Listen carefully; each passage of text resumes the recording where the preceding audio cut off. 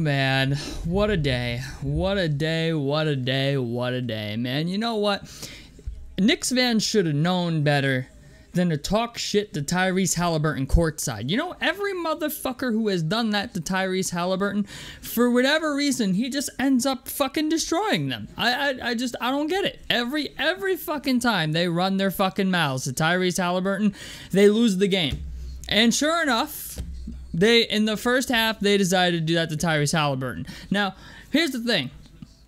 I could not be more thrilled that the loudmouth leprechaun is going home. Okay, credit to Darius in the Discord for that nickname, because that's what we're gonna start calling Dante DiVincenzo, is the loudmouth leprechaun, because I can't fucking stand Dante DiVincenzo. Now, to be fair, okay, we're drinking Knicks fan tears today.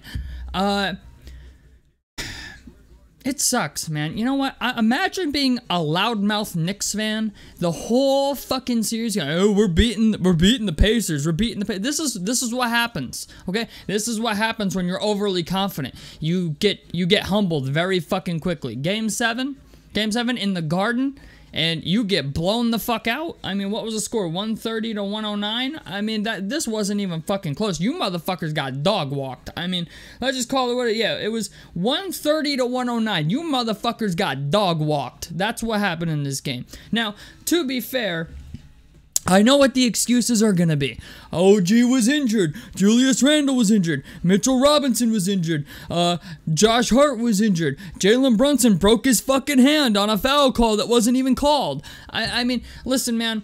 Okay, I'm not gonna... I don't want to go too crazy on my high horse here, because I understand that, like, the Knicks are pretty beat up. But the fact of the matter is, your fucking superstar player choked. Okay, I'm gonna call it what it is. Okay, I'm gonna call it. Maybe everybody else is afraid to say it, but I fucking won't. Okay, I'm not afraid to say it. Jalen Brunson choked his fucking ass off in this game.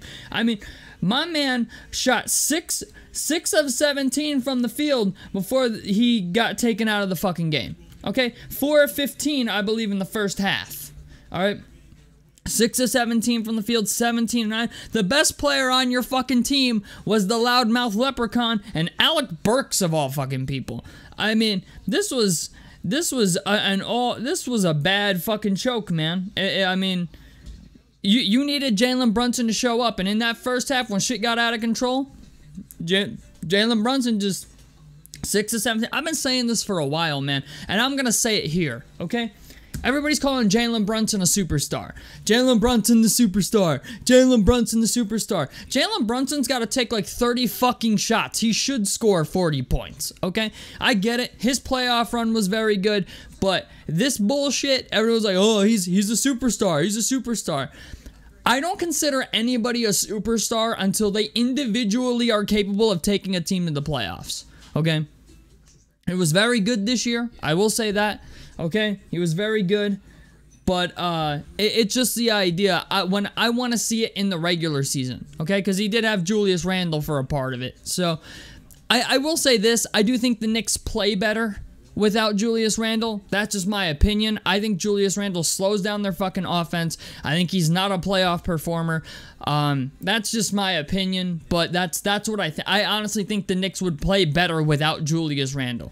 But at the current point in time, I kind of think Jalen Brunson's a guy who's just putting up good stats on a team that, I mean, they're a good team, but he reminds me of Trae Young in a way. It's like, you know, I gotta see more of this before I really put him in the superstar category, but he's there, you know what I'm saying? But Knicks, I kind of knew the Knicks were gonna lose this game. Even in the Discord, like in the Discord, everybody pre-game was like, there was like me and maybe two other people were like, I think we can win this game. OG Anunoby played 5 fucking minutes. I knew he wasn't going to play long. I was like, as soon as they make OG Anunoby get out and run, that's going to be end of that shit. And sure enough, 5 minutes into the fucking game, he was done. But the Pacers, man, TJ McConnell played his ass off. Pascal Siakam played his ass off. We saw a true, like, we finally saw the duo come out and do what they were supposed to do. You know what I'm saying? In this game, I mean, if we look at the stats, Tyrese Halliburton went fucking bonkers. 26 points, 4 rebounds, 6 assists. Andrew Nembhard had 20 points, 5 rebounds, and 6 assists. Pascal Siakam had 20 points, 4 rebounds, and 4 assists. 2 or 3 from 3. 1 steal, 1 block. I mean, I'm just gonna call it. There was no interior defense being played by the Knicks at all this game. Like the Knicks choked. Like this game was a fucking choke. Even if I was a Knicks fan, I would consider this game a fucking choke. They let the Pacers shoot 67% from the field and 54% from the 3-point line. I mean, once again. Okay, the Pacers got 16 free throws, and the Knicks got 27 free throws. I mean, Shannon Sharp even tweeted, he's like, the refs are trying their ass off to keep the Knicks in this game. And it's been like that all series. I mean, even game 4, when we blew them out, I think we shot, what, like 8 free throws, and the Knicks shot like 31 free throws. I mean, even in the free throw battle, the refs tried to hand it to them this series, and they didn't fucking win it. I mean, what more do we need? Now, I will say this, I know what the excuse is going to be. Like I said, this was a lose-lose for the Pacers anyway. Like, the reason I'm happy is because I fucking hate Dante DiVincenzo. Like, to me, this wasn't a great win, because I'm gonna be honest, I think we're losing to Boston. Boston's got Drew Holiday, they got Derek White. Whoever won this series was going on to get their ass kicked by Boston anyway. But it's just the idea, okay? Knicks fans were very loud. Every time they won a fucking game, they were in my comments like, oh, let's go Knicks. Brunson's gonna cook.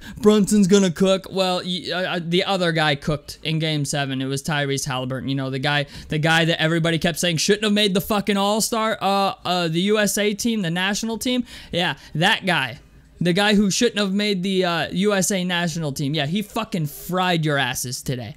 So, all I'm saying is, this was, by the entire Knicks team, outside of Dante DiVincenzo and Alec Burks, this was an all-time choke job. I know Bogdanovich is injured, but let's be honest. Did you really want to play Boston? I mean, it was going to be the same excuse. If the Knicks played fucking Boston, it was going to be the same shit.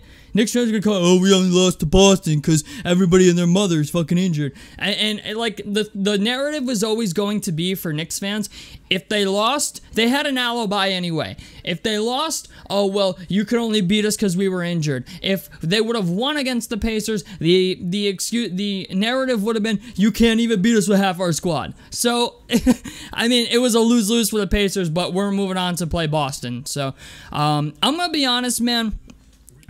Even as a basketball fan as a whole, the Pacers were only projected to win 34 games this year, by the way. They are making it to the fucking Eastern Conference Finals. And I think that's incredibly impressive.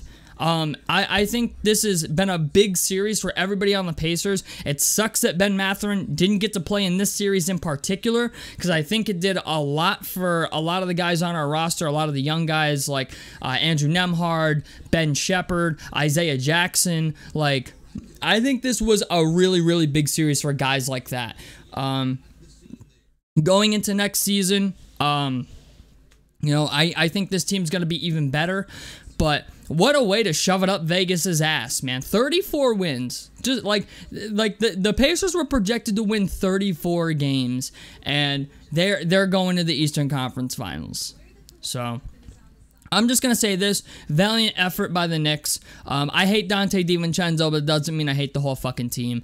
They played their asses off. You know, this series had a lot of ups and downs, but going into Game 7, like, I just had a feeling, like, the Pacers got conned out of Game 1, I felt, and I was like, yo, going into Game 7, like, I just have a feeling they're going to be locked in, and the icing on the cake was Knicks fans talking shit to Tyrese Halliburton of all people. I'm like, bro, like, this never goes well. Like, have Knicks fans not learned? Like talking shit to players on the court has not worked well for you motherfuckers. Like, you did it to Trae Young, and Trae Young is like literally known as like that's his career moment, is sending you motherfuckers home for talking shit. Like, literally you had the whole arena chanting fuck Trae Young, and he sent you motherfuckers packing. You know, like, hopefully you're learning a lesson. I hope Knicks fans are learning a lesson here, that when you talk shit to the other team superstar, okay, you are now 2-0, or no, you're not. Yeah, you're now 2-0 and getting your fucking ass handed to you by the other team's all-star point guard. So, fucking Tyrese Halliburton shouldn't have gotten voted for the national team. No, you know who didn't get invited? Jalen Brunson. And this is why. 6 of 17. Tyrese Halliburton got chosen for the national team because he's a playmaker. Because he gets other guys involved. That's why he was picked. Because of the fit.